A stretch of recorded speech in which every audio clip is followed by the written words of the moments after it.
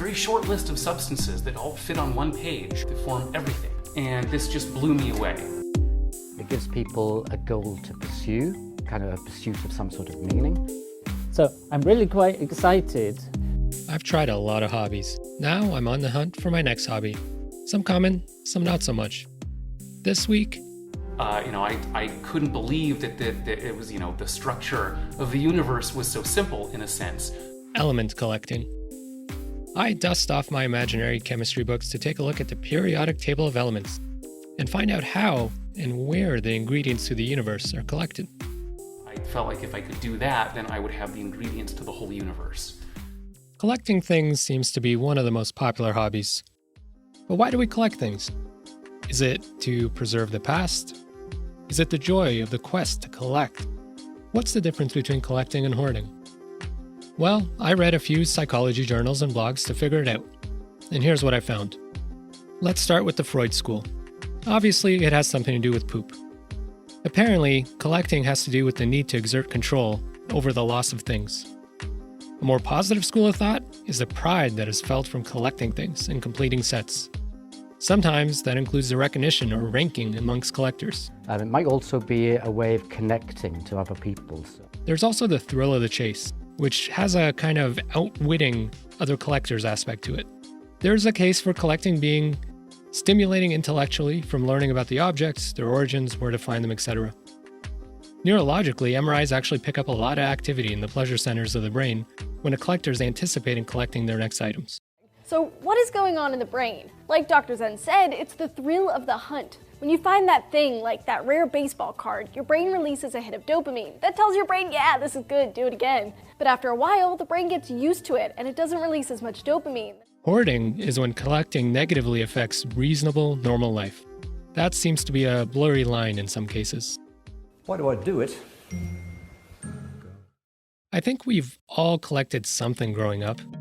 I've collected a lot of things over the years, from hockey cards to wrestling action figures, which I still have in my closet, to video games I never ended up playing, to movies and TV show DVDs back before streaming.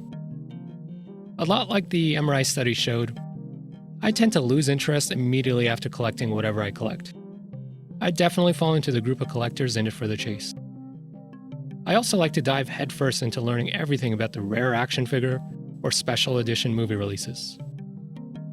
Over the years, I've gone over not only collecting things, but things in general. I blame minimalism and books about tidying up solving all of our life's problems. But I still find myself wanting or needing to do something new, learning about something new, or going on a new quest. This podcast is part of that picture, but that's another episode. When element collecting came up on my list of uncommon hobbies, it immediately piqued my interest because it seems like the perfect blend of learning about elements, a long-term search since some elements are rare, and not being left with hundreds of things to collect dust in one of the many closets in our house. Let's start with what is an element. It's a pure substance that cannot be broken down. There are currently 118 known elements. 94 of those elements occur naturally and can be found on Earth, and the other 24 are synthetic and the result of nuclear reaction. That last 24 seems not only dangerous but hard to get. Actually, it's a known secret that it's basically impossible to collect all of them, but that's part of the chase. The periodic table of elements was created in 1869 by a Russian chemist and is the basis for our modern understanding of the elements. Already you can probably see why collecting elements is exciting for some collectors. One quote sums it up as, "There's something really appealing about having the building blocks of the universe in your possession." So, what does collecting an element actually look like? Well, it kind of depends on the collector. Some collect only purest forms of the element, where some isolating happens in their homes. Some only collect what they can find in nature. Some consider collected if it's part of another object, either in nature or in a manufactured product. Some collect specifically made samples for collectors bought online. You can see it ranges from difficult to buying entire sets online. The baby ones cost about $2,000. Yes. The big ones cost about $20,000. Finding the element can be an important part of the hobby as it can involve travel, which has its own memories and meaning. Some elements are just dangerous and sale is very restricted. Thallium is a very toxic element and even a few milligrams of it can can poison you. Some elements' half-lives are so short it's not even practical to collect, as they decay instantly. So where do you start collecting? What element do you start with? I googled that question and found a fantastic guide that you can find in the show notes. It walks you through finding samples of 33 elements in everyday places. Besides that, it tells you about the element and things you can do with it. I went through a list to see what I had in my house, and here's what I found. 1. Zinc. You can find zinc in nuts and bolts, or an American penny if you file the copper off. Zinc has a low melting point, so you can actually melt a bunch of them and make your own shape. 2. Nickel. As a Canadian, this one's easier, since our nickels were 99.9% nickel till 1981, and our quarters till 2000. Our nickels come from Sudbury, where it's said that a meteorite created the basin. 3.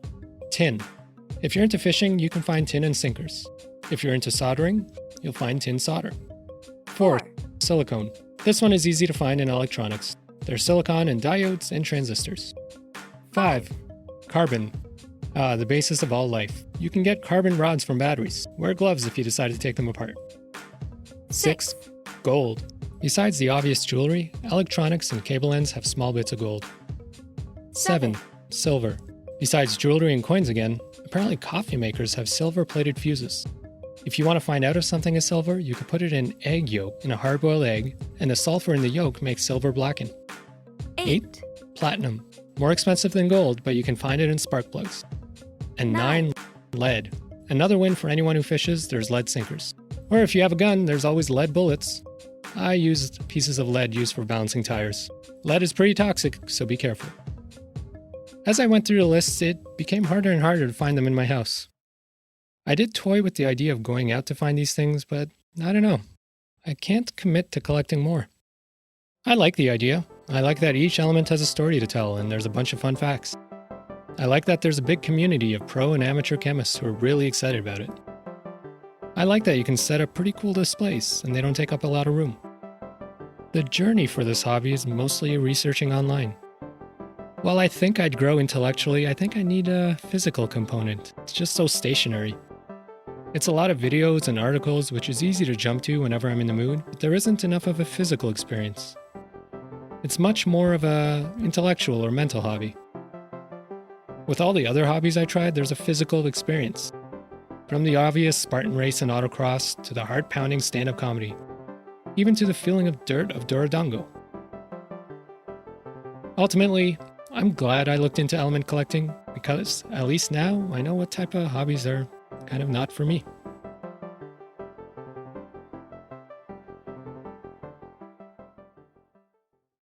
Hey, listen, I want you to know that your time is valuable to me, and the fact that you spent it listening means a lot, so thank you.